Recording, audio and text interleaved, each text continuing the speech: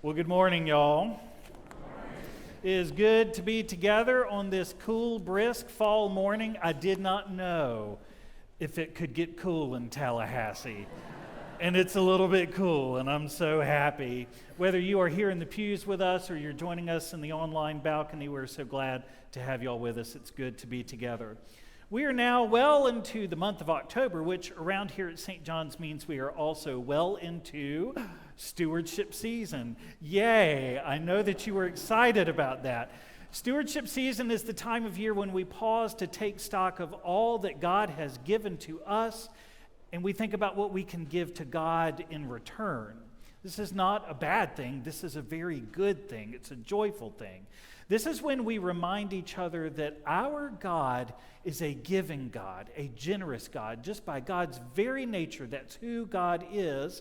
And if you and I are made in the image of that giving and generous God, then that means that you and I have a spiritual need to be generous and giving people. It is just how we are made. It is written on our spiritual DNA. It is a beautiful thing. Now, on a practical level, this is also when we make our financial commitments to the ministry of St. John's, this church that we love so much, for the coming year. You may or may not know this, but St. John's functions solely on the generosity of its own members. There is no money that comes to us from the bishop or the diocese or the national church. Presiding Bishop Michael Curry is not writing us a check to run St. John's. That's just not how it works in our denomination. Everything we do here in and through the church that we love happens solely because we and those who have gone before us have given freely and boldly and lovingly and intentionally and joyfully of what God has given to us. So, to that end, I hope that you all have received in the mail your annual handy-dandy pledge card. What a handsome pledge card it is. If you missed it, don't worry. We have extras in the pews and around the room. And you can also do it online because we live in the future now here at St. John's. Here's what I want you to do with these. Okay, actually, I want you to do something with these more than just fill them out as a rote function. What I want you to do with this is to sit this week with those in your household. And if you live alone, then sit with the Lord in prayer at your kitchen table or on your living room sofa, wherever. I want you to talk about it, pray about it, and then, yes, fill it out and send it in. I want you to hold this in your hand and talk and pray about why you love St. John's in the first place. Raise your hand if you do not love St. John's. Okay then. How is your life different because St. John's is a part of it? I want you to think about that, talk about that, pray about that in your household. I want you to hold this in your hand and talk and pray about what you want to do for St. John's, since God has used St. John's to bless you. I want you to hold this in your hand and talk and pray about how responsible people budget for everything in their lives. Y'all budget for your rent or your mortgage. You budget for your car payment. You budget your groceries. You budget your gas. Why would you not also be that intentional, if not more, about what you plan to give back to God? If we can be intentional about the groceries we buy, we can be intentional about the love that we give back to God. You know, these pledge cards are not just a practical tool for the sake of St. John's budget and balance sheets. They are a spiritual tool. They are a commitment, an invitation to a deeper life together. It's really not even just about you. It's about us, about God, about our life together. And that is why on the last Sunday in October, we're going to take all of these that we've received and put them into an envelope. And we're going to ask God's blessing on all of these commitments together in a beautiful and meaningful act of worship that you do not want to miss. It's going to be special. Now notice that I said we're going to do that at the end of October, because we should get these in by the end of October, right? I mean, you can drag it out to December, January, February, but you don't have to. Let's have the blessing at the end of October. And here's the thing, whether what you can pledge is large or small, the size really does not matter. What matters more is the intention. What matters is that our God is a giving God and has made you a giving person. You are a part of this church. You, all of you, you are needed and you are loved. So open your heart, open your mail, and be part of it with us. Amen? Okay, that's the end of sermon number 1. Here comes sermon number 2. One of the beautiful things about St. John's, though, is that while we do take our financial aspects of stewardship very seriously and unashamedly and joyfully, we also know that's not the only aspect to stewardship. We Christians do not just give of our wallets, we also give of our hearts. And that's why this year during stewardship season, we are focusing each Sunday on a particular spiritual gift. Last week it was serving. This week it is caring. But what does that word mean? What does it mean to actually care? It's often easy for us, I think, to think of caring purely as this kind of internalized affair, a sort of a mindset or an opinion or a feeling. Like, we care about our friends and our family. We know that. We want what's best for the people we love. We care about what goes on in our community. We want good things for Tallahassee and our life together. We care about things like how our football team is going, which is often very much about our opinions. But when you look at the Bible, you find that other, deeper words often get substituted, exchanged, or used in conjunction with the word caring. Words that go way deeper. Words like encouragement, or compassion, or mercy. You see, caring isn't just about having an opinion or a fleeting thought about somebody or something. In the Bible, caring is not just a mindset. It's about giving of ourselves. It's really a kind of sacrifice. It's a willingness to walk with someone in the midst of their pain, which, by the way, is what the word compassion literally means. It means to suffer with someone. So to me, today's readings, especially the Old Testament reading, speak perfectly to this kind of caring and show us at least 4 things about what it means to care for others. 1, caring is meant for insiders and outsiders alike. 2, caring is often easier than we think it's supposed to be. 3, caring is meant to be given without expecting anything in return. I appreciate y'all all taking notes on these points. I see you doing that. 4, most importantly, we care because God first cared for us. So, today's Old Testament story tells us about a man named Naaman. What you need to know about Naaman is that he was from the wrong side. Naaman was a general in the Syrian army, which means that he was an enemy to Israel and to the people of God. He even had an Israelite woman as a slave whom he had kidnapped as part of the spoils of war. He was not on our side, so to speak.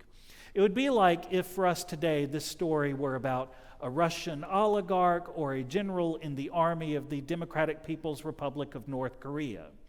Naaman was from the wrong side.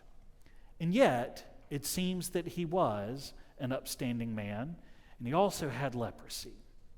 And that young Israelite servant woman of his one day said, "You know, if you went and talked to the prophet of my God in my hometown, well, I bet he could help you with your leprosy." Now, word about this gets to the king of Israel, and he is furious. "What?" he says. "You want to send that general from that army to come to us, for us to cure him of his leprosy? I don't even know how to do it, and it would not be right for us to do it." Rips his clothes, makes a big show of it. He says, "Either y'all must be crazy, or that guy is picking a fight with us." But then the prophet Elisha, the man of God, comes along and he says, King, king, king, king, settle down. You go sit on your throne. Send the guy to me. I know what to do with him. For you see, where most people see only an enemy or an outsider, Elisha, the man of God, sees potential. He sees the potential for God to do something miraculous and wonderful and new. And this is my first point. When it comes to the compassion of God, caring is meant for the insiders and outsiders alike. It's one thing for us to care for our own, to love those who are part of our families or our friendship circles or even here as part of our church, and we do a beautiful job of that. But the deeper grace, the more profound grace, is when we care for those who are on the outside of our life. And that can mean a lot of different things. We see this with Elisha reaching out to Naaman, a foreign general. We see this with Jesus curing the one Samaritan leper along with all the others. And for us, the question is, what does it look like for you to care for the outsider? For you in particular, who is the outsider? Who is the one maybe on the outside of your immediate circle? Maybe someone or some ones here in town. Or maybe it's a whole lot of people. Maybe it's near, maybe it's far. What does it mean for you to have the compassion of God for that person or those people? Who is God nudging you toward when you're saying, please, Lord, anybody but them? Chances are he is. The story goes on from there, though.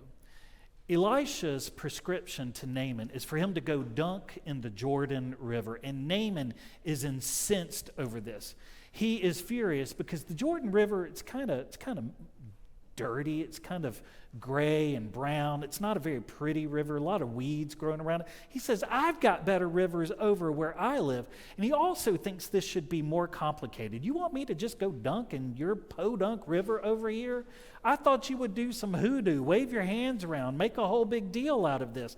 He's sort of like Daniel Russo when he goes to Mr. Miyagi and Mr. Miyagi is just doing wax on, wax off. He expected something harder. Or Luke Skywalker, who says, really, I got to go to the swamp planet of Dagobah and hang out with this little Yoda guy? I thought it was something harder. We always want it to be something harder. And yet, very often with God, it's not hard. It's something easier. And the truth is that it's easy because God is the one doing the heavy lifting. This is my second point. Caring is often easier than we think it should be, and receiving care is often easier than we should be, especially if we just let go and trust God to do the real work. A lot of people think that going and caring for others is this difficult thing, that you've got to have all the right words, know the right conversation. No. It's like what Deacon Joe, who is off caring for those in prison today and is not with us. But in my first week, I said, Deacon Joe, what do I need to do for St. John's? He said, Father Lonnie, let me tell you. Every new priest thinks they have to have it all figured out. No, you have one job. It is to listen, love. That's it.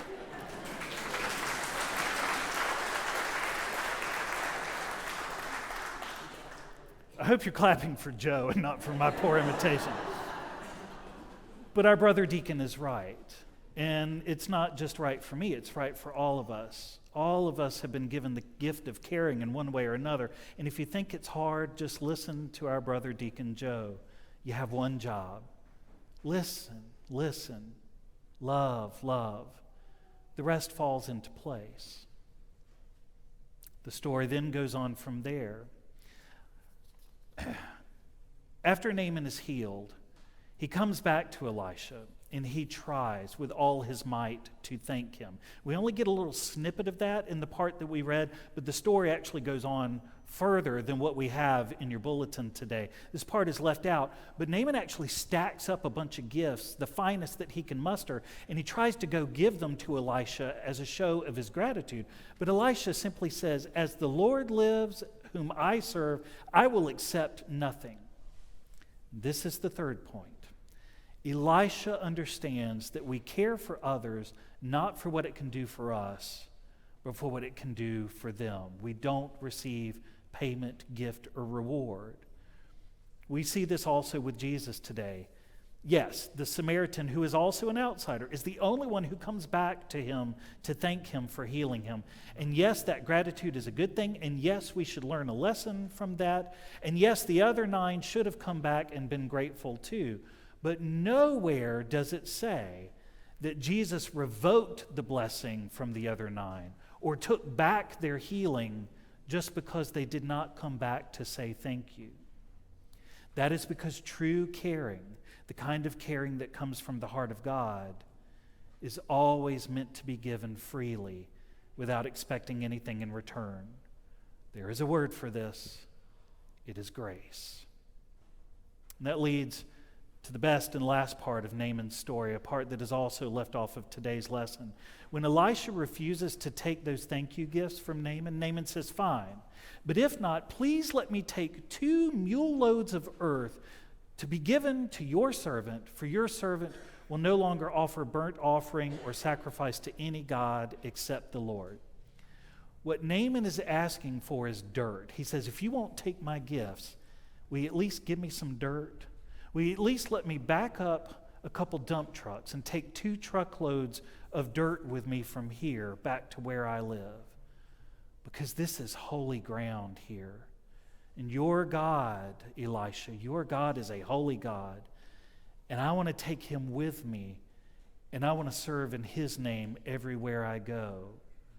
He feels like he's got to take the dirt of the place so that he can have a little bit of that God with him everywhere he goes. This is my last and most important point. We care for others because God first cared for us. This is what happens here. You know that, right? Here in St. John's, in this place. St. John's is holy ground.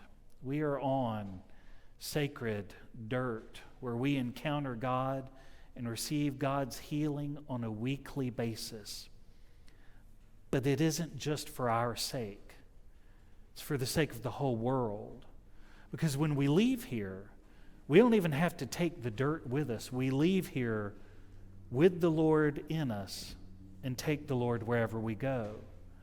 We leave this place precisely so that we can serve in God's name and love and care for others because God first loved and cared for us. And I have to tell you, that is good news because the world is a mess. A couple streets over, a couple cities over, a couple countries over, all around the world is a mess. But you and I come to this sacred patch of dirt and we encounter the Lord. You and I are the Naamans. We come here not sure if we'll receive a miracle, but God gives us a miracle every time because God gives us his very self. And you get to leave this place and go give that same God to the rest of the world around us, and you do it through compassion, encouragement, and love and care. What does that look like to you? Y'all, we serve a good and giving and generous and loving God, a caring God, and we are made in that God's image. And so we care for both the insiders and the outsiders alike. We care, and it's easier than we think it should be because it really